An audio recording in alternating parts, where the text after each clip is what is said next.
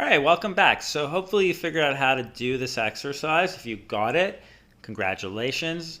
Got it. Excellent work. You're making great progress. Now, if you took a good crack at it and got most of it or partial or at least 50%, very good. If you got less than 20%, okay, you put the effort in. Still decent. If you did nothing, well, at least you're still here. So let's look at the solution together. Okay.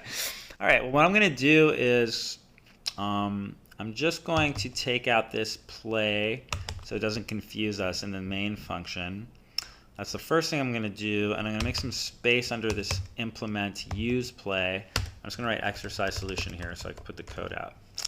So we want to create a module named tracks that contains a module named rock that contains another module contains function. Okay, module indie.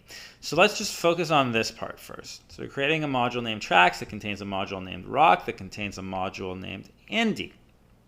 All right, let's do that. So if we want to make a module, we know that we do public module, unless you want to make a private module in some cases.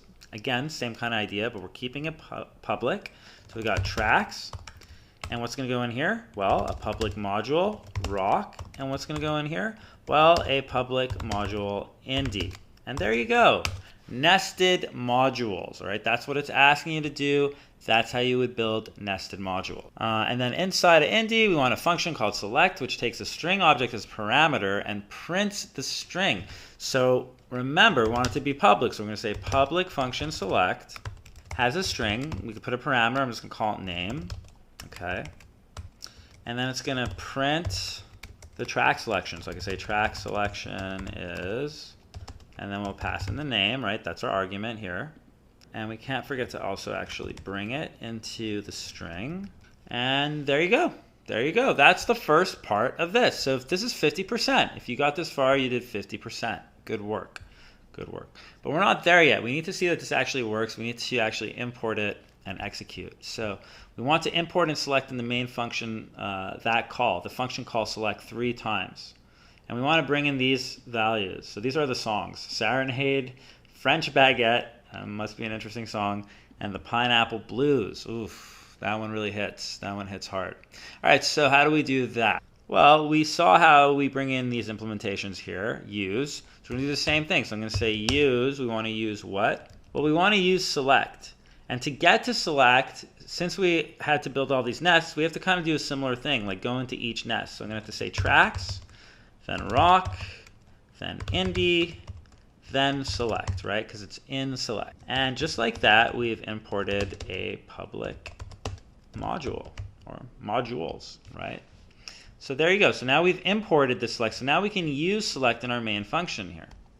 So let's go ahead and try that. So in order to actually add these values like serenade, what I have to just run this function 3 times. So I'm going to do select, do it 3 times here, and we've got, 3 times here. So we've got serenade. So I'm going to copy this for the first one, put that, inside the parentheses. French Baguette for the second one over here. And Pineapple Blues for numero tres. Now, is this going to work? Is this going to work?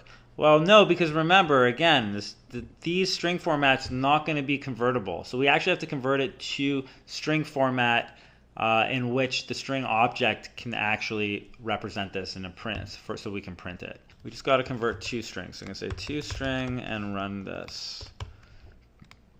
And we'll do it for the others as well. 2 string and 2 string, and we'll end our expressions. And let's run the code. Let's see if we got the solution that works. Scroll to the bottom. We see track selection, serenade, track selection, French Baguette, track selection, Pineapple Blues. And that's the right. Those are the function calls, right? That's the public function calls. Coming from where? Coming from the module that we built.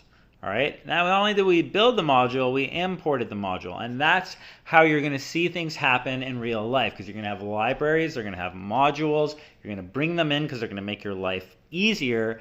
And you're going to be using this cargo tool out there and these TOML files. Now, hopefully you have a better understanding. Now, when you get to that, or if you've seen it before, now you have a better understanding of how these things are built on a very conceptual level, but also not only conceptual, we have a nice simplified and clear examples here of how this works and why it works the way it does. And public and private gets very powerful with Rust also when it comes to and visibility and just safe code in general with smart contracts, and this is why Rust is a preferred choice for building smart contracts.